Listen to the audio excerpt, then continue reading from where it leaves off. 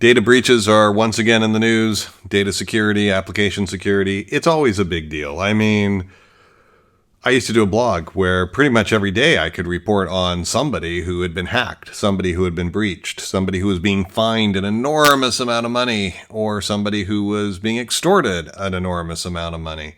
And the reality is that over time, I sort of stopped doing it because everyone has been breached. I mean, everyone has probably seen the Bitcoin ransom note by now. Everyone has seen some sort of a suspicious activity on the inside of their network.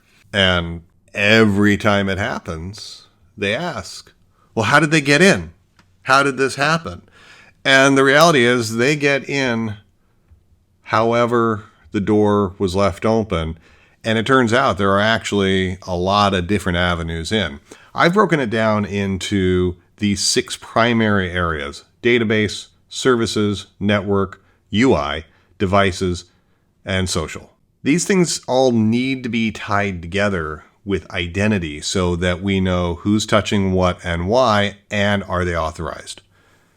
So I'm going to break this down into 6 or 7 individual presentations to go through each one of these areas in a little bit of detail. But honestly, each one of these is its own set of disciplines, but it all needs to be approached holistically.